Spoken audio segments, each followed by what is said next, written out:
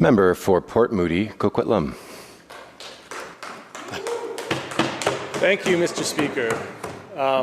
I'm happy to stand up today and just say a little bit about Bill 24, the Energy Statutes Amendment Act, because there's a personal connection to me here in terms of like how I got involved in politics myself at a provincial level. I had in 2006 moved back to British Columbia after working in the US in the animated film industry. I came back and I started to learn about what was going on in the province in various different ways, and I remember seeing this map, this map with all these dots all over it. I'm like, what is this? And each one of those dots was a proposed independent power project across the province, all over on pristine watersheds all across the province. As somebody who cares about the environment, as somebody who has grown up, on rivers, fishing and hiking, it was shocking to me to see this incredible map with project proposals on each of these rivers. So I started to learn more about it, and it actually motivated me quite a bit to learn more and to get involved more at the provincial level, because our provincial government, they're the stewards of our tax dollar. They are there to make sure that we're running things in a financially responsible way. And as I learned about these independent power projects, some things struck me as very concerning. So these projects are on rivers. They experience spring freshets when the rivers run higher, and that's when they generate their energy. But the issue with that is that energy in the spring is the time of the year when we least need that energy. We don't need the energy at that time of the year. We can purchase that energy for quite low rates, like around as low as like $5 per megawatt hour. But these projects that were being proposed in this standing offer program were at $120 per megawatt hour. What is going on? Why is our provincial government, at that time I'm thinking to myself, why is our provincial government, and I'm someone who cares about the environment, I'm someone who cares about climate change, these are, potentially clean energy projects, but I was like, why are they paying so much money for these projects and setting up this gold rush for private companies to come in? And the BC ratepayers are going to have to subsidize this. I was shocked. And as I learned more about it, and there was a reference by the opposition to a report that came out. That report said that this program has cost BC ratepayers $16 billion. And the member of the opposition says, well, those numbers aren't right. That's ridiculous. He says, well, you can't use those numbers. Well, yeah, you can, because the energy that you're selling, that energy in the springtime for 80%, sometimes 80%, you're selling it for 80% less than what you bought it for. That's a subsidy to a private company. And that subsidy is being paid for by BC ratepayers. It was paid for to the tune of like $4,000 per household. That's $4,000 out of your pocket, $4,000 out of your pocket, $4,000 out of your pocket because of irresponsible decisions of the government of the day. That's what motivated me to get into BC politics. I'm thinking, we can do things better than this. We can do a better job than this, surely.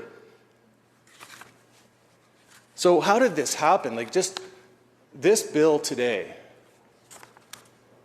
is closing a chapter on a very dark time of financial mismanagement in our province. And I'm so glad to stand here today in support of this bill. And I think it's important because the way we run things in the province has a direct financial impact on you as a homeowner. This started in 2008 when the BC Liberal government directed BC Hydro to purchase 8,500 gigawatt hours of energy. And they wanted to do this by restricting BC Hydro from importing this energy or generating it themselves. It had to come from private companies. That was what the government wanted. The BC Utilities Commission said, well, you know, we have Burrard Thermal as a backup source of energy that can meet the needs of if there's some extra demand in the winter. Burrard Thermal is there. It just went through $150 million of environmental upgrades. It's not used very often, but it's there. The government ignored that. In fact, they shut it down. They started planning to shut it down. There was protests about this. The Ministry of Energy itself raised concerns, but all of that was ignored. In 2009, when large industrial customers were shutting down, like the Catalyst pulp mill, the demand for energy fell even further. And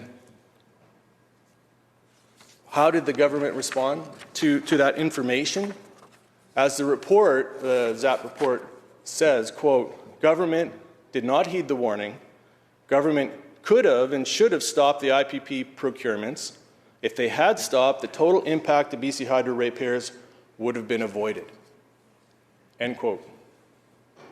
So let's be clear that the government of the day plowed forward with this plan despite having all of this information that this is not what we should be doing.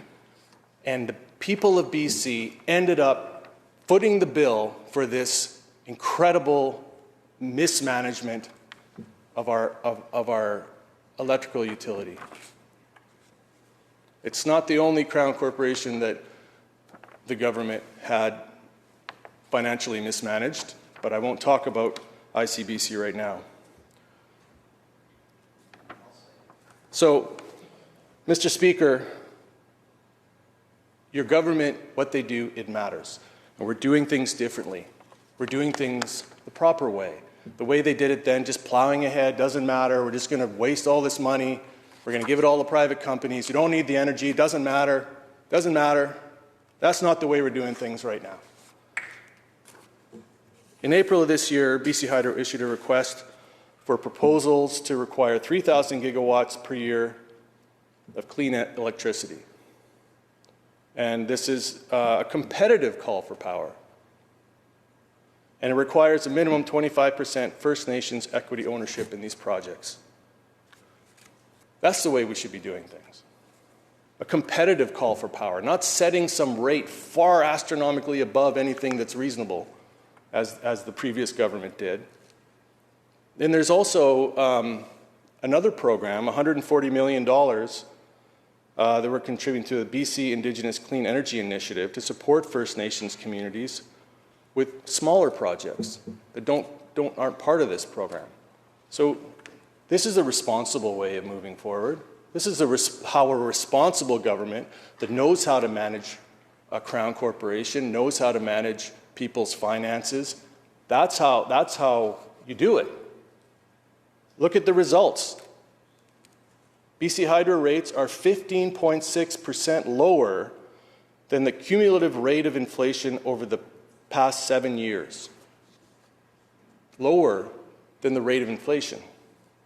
And the rates are currently 12.4% lower than what they would be under the previous government's 10-year rates plan.